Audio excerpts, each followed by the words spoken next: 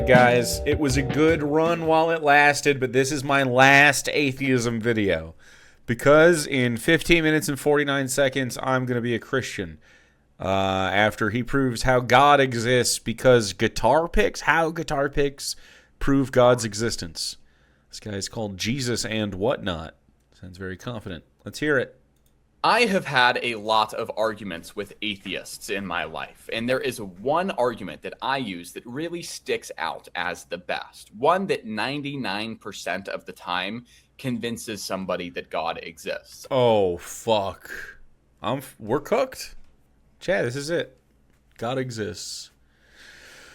I'm getting chills. I've seen hundreds of people in my personal life use this argument and then become theistic, believe in a God. I've seen thousands of DMs come into my inbox of people saying that this argument convinced them that God exists. Sounds a little bit like a liar, but okay. Sounds like a liar. So it really is a good one. It does work. And if I were to advise anyone Okay, show us. on evangelization, this is the argument that I would recommend they use. Now, this is an argument that I made up, you could say. Good. Hopefully I haven't heard it before. That's lovely. I'm assuming it's going to be a watchmaker or irreducible complexity prime mover thing. I'm hoping it's more interesting than that. I don't know. It'd be. Can you imagine being like, holy shit, maybe God does exist. Maybe specifically the Christian God exists. And I came to the conclusion that this is the best way to frame the existence of God.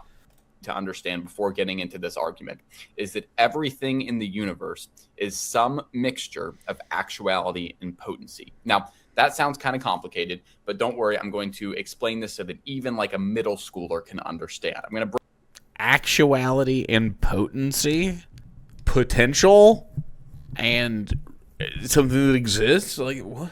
break it down pretty easily. So if there's words that sound like you Are we gonna presuppose anything here? don't understand them, don't worry, I will explain them. So the first thing that we said, right, is that everything in the universe is some mixture of actuality and potency. Let's take this guitar pick, for example. The actuality is what it is. Actuality is what a thing is. So this guitar pick has the actuality. It's plastic, it's triangular, it's red, white, blue, and black. It's pretty simple. It's what a thing is. That doesn't take too much understanding. Now, the potency of a thing or the potential of a thing are the logical conclusions of what it could be, but it is not. For example, this guitar pick could be bright green, but it's not. That's the potency. It could be. It has the potential to be. That is the potency, okay? So if you can conceive of something, it could be true. That guitar pick could have been what killed Charlie Kirk, is what you're saying. That is pretty potent. That'd be a big turning point in the trial. Now remember, it's only logical things that fall under the category of potency. Now, it would be completely illogical, right, for this to be a square and a circle at the same time. So this guitar pick does not have the potency to be a square and a circle at the same time because that's not logical. So Okay, it's also not logical that it's green when it's not. So It illogical doesn't have the potency to be green, actually, by the way. I guess you could cover it in something, but that would make it green, right? things do not fall under potency. Everything in the universe is a mixture of actuality and potency. Now that you understand those, that claim starts to make a little bit more sense. So these pliers. I just think those two terms are made up in the same way that Christians say kinds when they try to have the discussion about evolution. Because if they're allowed to make up a totally different series of like taxonomical organization, like if we can couch this in a very specific way, then it might make what I'm saying sound more reasonable. But when we just couch it in the scientific, verifiable reality, it isn't. For example, they are a mixture of actuality and potency, right? We have right here pliers. They can grip things. They can cut things. They are actually pliers. They exist in what you're seeing right now. Please get on That's with it. the actuality of these pliers. Just what you're seeing. See, this is my problem. I hate when Christians, because they're used to talking to dumb people because they're Christians, and that's who their number one audience is. Like, I hate having to fucking wait for them to catch up. Like, it drives me nuts. I don't have the patience for it, especially when you're talking at me like this. How they exist, what they are. Now, there's also potency in these pliers. They could be 3 times bigger. They could be bright orange. They could be a number of things. That's the potency, okay? The way that it could be that it is not. Now, remember, it's only logical. Dude, this guy could be smart, but he's not. Things that fall under potency. And you can do this with anything that exists. We could use this empty glass right here. This glass is in... Are we going to do another example?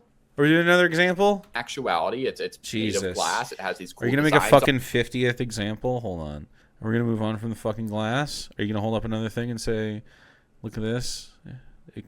Now that you understand actuality and potency, we can get into the real argument. Why God exists. Why does God exist using what we just learned?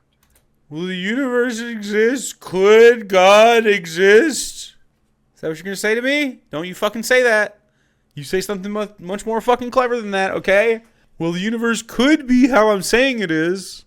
That is literally just the hypothesis that would get you to find the material reality that I am already saying is true. So you better not be saying that. And if you don't have a great understanding of actuality and potency yet, rewatch what I just said. No fucking thanks. Now that you've gone back and watched it, now that you fully understand Dude, I think this is just like, hey, how to get an atheist to fucking kill themselves. You know why every atheist fucking knows God exists after this? Because they fucking go meet him for themselves. They fucking tie themselves up. They're like, fuck this. I'm done. Just fucking say the word. Jesus, start here. Holy shit. Okay, I'm ready. Ready? Go. Can make an argument for the existence of God. Premise 1, the first thing that you need to agree on to exist, that God to agree that God exists, is that everything that has parts has potency. Fuck, okay? Dude. You never fuck, dude. This is just prime mover. This is just everything that has a cause, or has a thing needs a cause. Everything needs a cause. It needs it. Okay, but that does not explain why your cause is like, by the way, it's the most complex cause you could ever fucking possibly imagine. It's a full super consciousness that is omniscient, omnipotent, all-loving, personal, and eternal, okay? And it created everything. And it was all in his image. And it's specifically this religion in this place. Like, just saying that a consciousness at all created the universe is one claim. The Christian claim is even fucking crazier. It is so arrogant and brain dead at the same time. It is classic Dunning-Kruger. It is the most waste of time experience you could ever have, is being a religious person, which sucks because it really takes up a lot of people's time. It's such a liberating experience to break free and see that you are not in a fake fucking bubble. You are in real life, man. So anything that's made up of parts has potency. And that sounds like just a baseless claim, but when we really think about it, it makes sense. I actually disagree with this already. Empty space is unstable at a quantum level and has potency. But go on. Sense. We can use this rosary, for example. Okay, the rosary is made up of. Did you just say 4 examples and then fucking go back and watch it, and now you're gonna pick the rosary up? Works. Thank you, SMG High, for giving one to CMH. Are you gonna fucking give me a fucking another example here, buddy? I'm gonna get real mad. This is going to turn into Jake raging like a fucking ape in here. This is just gonna be me going, "Let me out! Let me out of the box!" And since it has parts, it has potency, because they could be arranged in any other way. Since there are parts, we can say that they can be arranged any other way. That is a logical... Just like your fucking brains could be arranged against the back of the wall, right? Just like we could fucking... like, holy shit, I'm gonna lose my mind. I don't understand potency. Go back. Start over. Hey, guys, please start this video over right now. Give me double views. Like and subscribe. I'm working hard here. This is rough. Possibility for a different way that they could be. Okay, so for example, this crucifix could be not used to stab me here, but it could be all the way up here. That is a fucking do it. I dare you. Live a little. Do something interesting. Possible way that it is not. Okay, so that is a potency. That is potency within this object, and anything that has parts, anything that's made up of parts, has that potency. So we could even take something really simple like this guitar. Why? Okay. Just fucking get to the point. Don't you fucking tell me that this could be potent. Don't fucking tell me this has potency because it's existing. Fucking go. Guitar pick. It's made up of a bunch of different atoms, of a bunch of different molecules, right? Yes. That gives it potency, right? Because we can arrange those molecules in a bunch of different ways. Can you? Can you arrange the guitar pick molecules in a bunch of different ways? Are you able? I don't believe you can. Tear it in half with your fingers right now. Do feats of strength. Entertain me. These black checkers could be over here, and the white ones could be all the way over here. Wow. That is a logical possibility. So anything with parts has potency because there is a logical way in which he did the same fucking thing and then he set it back down, guys. It could be other than it is. Make sure that you understand that because that's premise. Oh, I understand it. I fucking understand. Do you mind if I smoke drugs? I'm gonna smoke some fucking drugs. You mind if I smoke some fucking drugs, buddy? You experiencing you makes me believe that I'm in hell, actually, and not God doesn't exist, never has. It's only been hell ever. Material reality is hell. Then we die, and then we're consumed by the darkness. That's what being near you for what the fuck was this? 6 minutes. 6 minutes of experiencing your personality has driven me to Satanism. That's actually the opposite. This Christian made me a Satanist. That's the title of the video. I'm a Satanist now. It's one. And once you present that, once you get people to agree with you on that, because it's true, it's just a true statement, we can now say anything with potency requires an outside cause to explain why it is the way that it is. Oh my God, I was right. I was right. You haven't had an original thought in your whole life. Oh my God, I can't believe this was it. I think I made this up. I think maybe you should read a fucking book. I think you should fucking read a book. I think you should stop uploading videos, go get a job, and read books.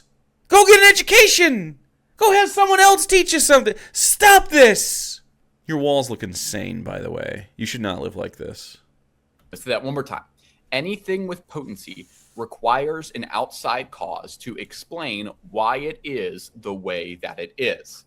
So, like we said, this... No! No! Shut up! Stop! No! No! No! Everyone's going to click away from this video. Stay on the video. This is a challenge. Stay here. You can't. So there has to be an outside explanation that explains why it is the way that it is. Mm-hmm. Why are the black squares in a certain spot? Okay. Well, then what's the outside reason for God, buddy? No, actually, God doesn't need that. Okay. Well, then I just say the universe doesn't, and here we are. We've made the same claim, and I have more evidence for my shit existing. You don't have to be dumb. You're dumber than you should be, and it's not your fault. Like, you should be able to think better than this. Like for real. Look at me. You're big Christian, big smart boy. You should be better than this. You should not think that this is an impressive thought.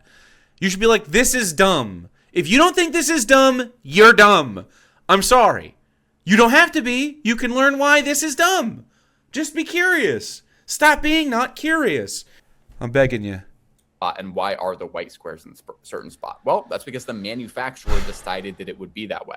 Why does it say Fender on the front? Why are those parts in that specific way? Well, because an outside cause, the manufacturer, decided that it would be in that spot. Okay? That's a pretty straight... He's really just trying to talk other Christians into this, and he's like, he knows... I mean, he himself is slow, but also every time he's been taught anything, it's been like this reinforced lack of logic. if I build a fallacious logical structure with my words and I say everything is real and potent, and then I try to organize things in that and then try to get you to think like that, then maybe what I'm saying isn't so stupid and dumb. But actually, it really fucking is, okay? It still is. This is just like a tactic that you are taught. I guess you either understand that you do this on purpose, which is nefarious, or dumbass, which is more likely. You picked up this habit from the way that you are taught. They do the same thing with, like I said, the kinds discussion.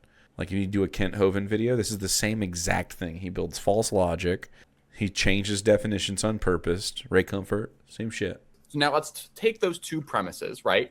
That anything with parts has potency and that anything with potency requires an outside cause. We can then say anything that is made up of parts requires an outside cause, right? Yeah, that's false. Prove that. Since this guitar pick has parts, it therefore has potency and therefore requires an outside cause. This leads us to our third premise, okay? We really skipped over that one. We didn't want to interrogate that whatsoever. Yeah, there's no evidence to suggest that that's 100% true. Yeah, it's just Watchmaker pretty much. Just prime mover. It's almost Kalam cosmological argument, but backwards.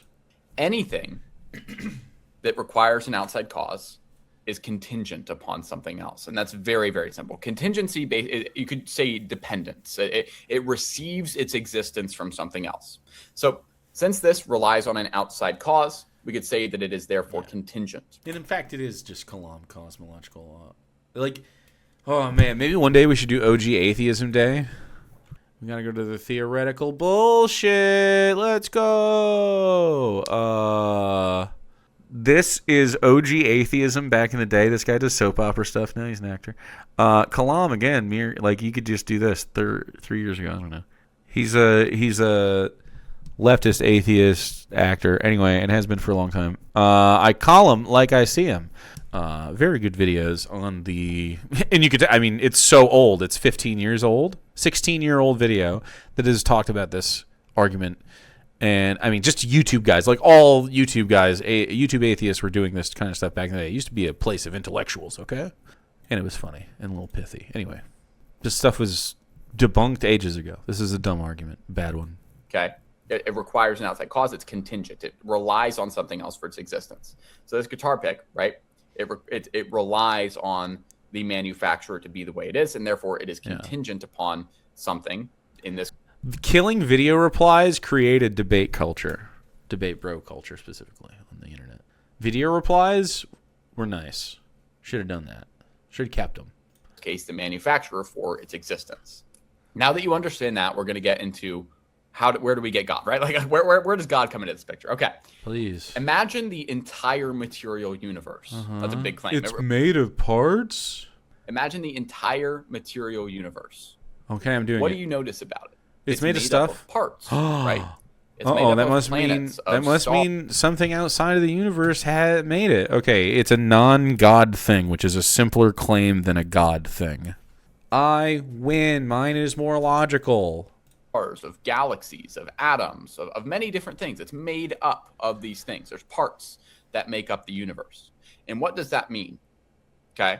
What do those parts imply? The parts imply that there is now potency. The universe as a whole has potency. The potency then means what?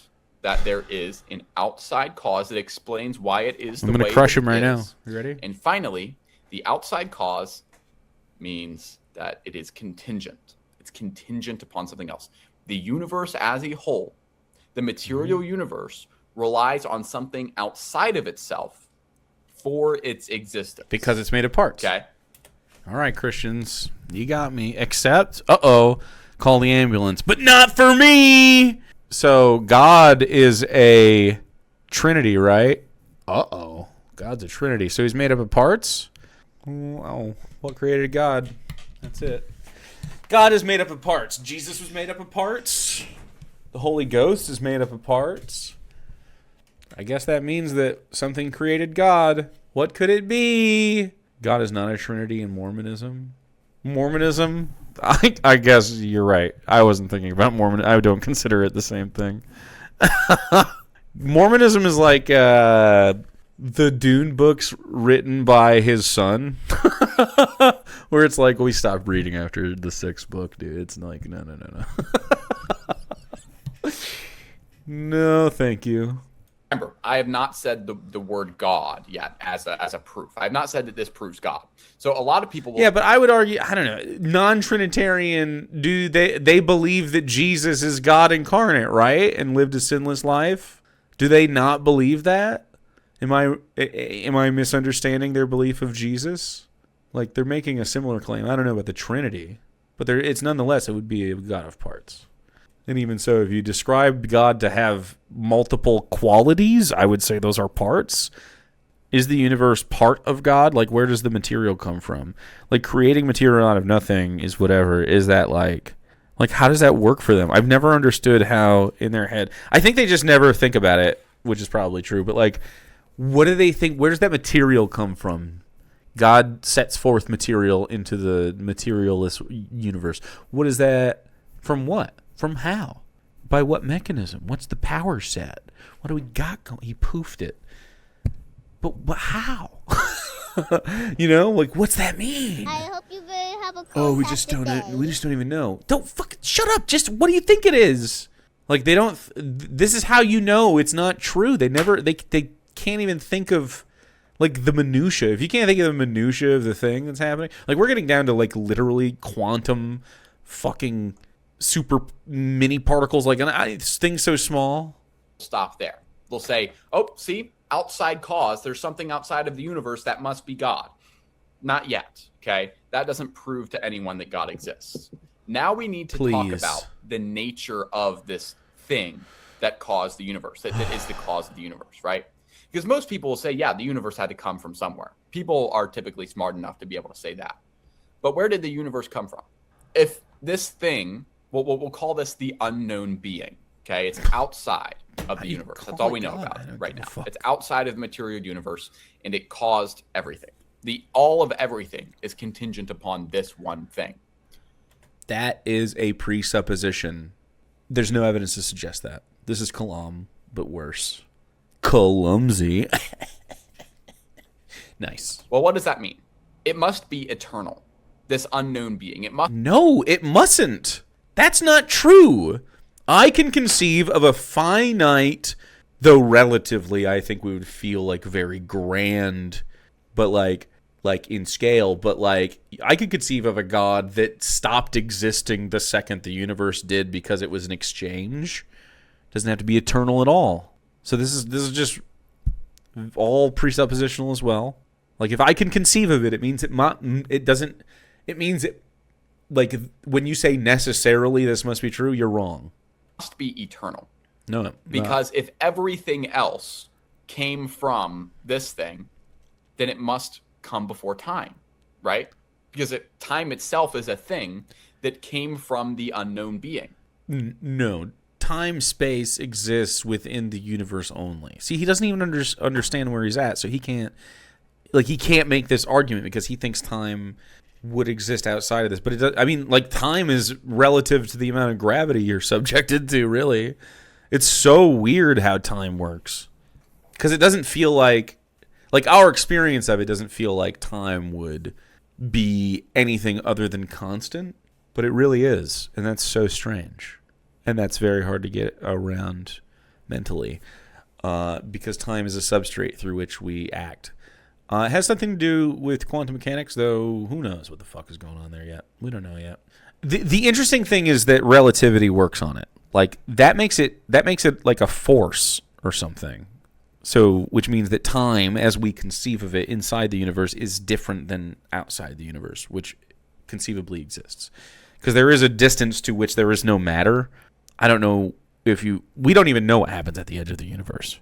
Because it could be like kind of like if you imagine it, you could start to curve back around even though you're going in a straight line because of how it works, or it could just stop being stuff out there. I don't even know. And like stuff would break down. We don't even know. It's crazy. It could just be a universal substrate that exists forever and we're in like a bubble of this stuff. And maybe time exists all the time, always, but it is affected by gravity.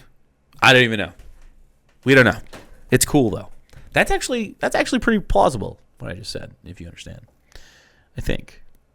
I wonder if the physics holds up on that. I don't know. So this unknown being must come from before time. Okay? So this is not God of the gaps, don't worry. This unknown being must be eternal. No. That's all we know right now. Unknown being is eternal. Now, anything that's eternal must be I'm gonna eat a fortune cookie. Actus purus, I'm or not gonna mute pure it. actuality. This unknown being, okay, it's outside of the universe, and it has no potency.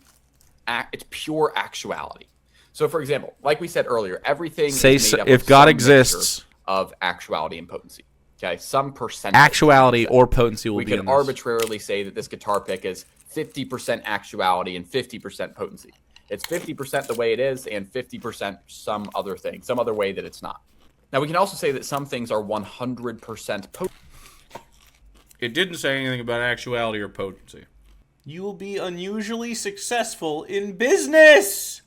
Subscribe immediately, chat. That's what it means. You were destined to subscribe. I give you the thing you were already getting, and you give me a subscription. A unicorn, right, with magical powers. That's 100% potency. It's 100% imaginary because it's not any way. It doesn't actually exist. 100% imagination. Okay, so it's fully potent. It's fully potential. No actuality. 100% potency. But what about the other end of the spectrum? Something that is 100% actuality. There's no potency. There is no logical way in which it could be any other way. How can something be everything at the same time? Like 100% of all possible forms at once. How could that be a thing? Anything that is eternal must be 100% actuality. Because remember... Why? Angels are eternal, right? Wait. Your soul is eternal, isn't it? What? Devil and Satan's eternal, right? Hell is eternal? If something has any potency, it requires something else to explain why it is the way that it is. But if something's eternal, there's nothing that came before it. Nothing can change it. Nothing can cause it because it never began to exist. Therefore, this thing must be 100% actuality. Okay? Okay. Yeah, that's stupid. I just don't buy that there is a mega consciousness that had no first experience, you know? Like it didn't have a first experience. It experiences all things all the time, always. Now, what does that mean? What does that mean for us? Well, there's no potency. There's no imperfection. There's no other way that it could be. Which means it is the greatest of all things. It is fully maximal in all things, right? Because let's say this unknown being that is eternal, it has 50% of the power that it could have. Yeah, dude. You have to essentially presuppose this whole thing and then pretty much lean exclusively on special pleading to make sure, like you're saying, to make sure that you describe it in a way that makes your logic sound somewhat coherent, I guess. Well, hold on a second. That would be potency, right? Mm-hmm. Because it could have more power. Logically, it could have more power. It's lacking power. So then it's not 100% actuality. What the fuck is power? What the fuck? So since this thing is 100% actuality, it therefore needs to be maximal in everything. It needs to have the most power. It needs to have the most knowledge. It needs to have... it needs to be fully eternal. It needs to be the most good. All right. It needs to be the most loving. Right? All right. So back in my big atheism days, I hosted a talk at a college, Ferris State University in Michigan. Anyone ever heard of it? There was like I think it was an SAS, Student Atheist Alliance. They asked me to go talk, and there was a debate, and the debate was about essentially this. It was a guy doing sort of a cosmological argument, although it was worse than like William Lane Craig. And it was a guy making a counter argument against the Kalam cosmological argument. And I thought it was a very interesting one, and here it is. It is the like perfect God problem. I don't remember what he called it. It's like God is all perfect and all powerful and omniscient and omnipotent and everything and eternal and all the things he just listed. It's the best, the most perfect being ever. Why would a thing that pre-exists anything? It's so eternal it never even started to exist is what their claim is, which is fucking crazy.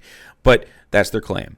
Why would a perfect being that is all of these things make an imperfect universe? What is that about? How do you even begin to argue from that position as a Christian? Like, I don't even know what that is. If it's boredom, it's not perfect. See, this is all what the answer is.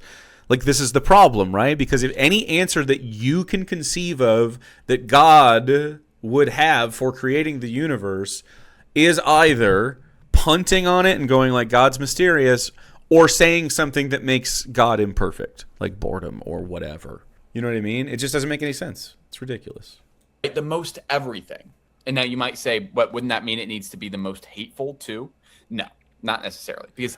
Because that's a bad thing that we don't attribute to our God.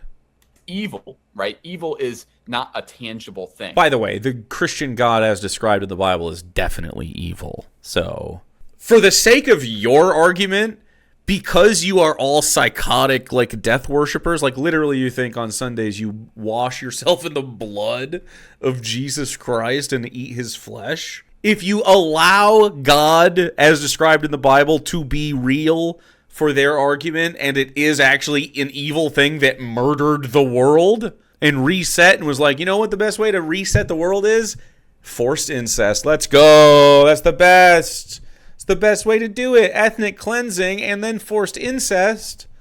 Evil is a lack of good. So actually, if this unknown being had any evil, that would be potent. Wampa, accuse you and your fellow trash pickers for this. I don't pick this. I got sent it. I dry watch all the videos. It's your fucking fault.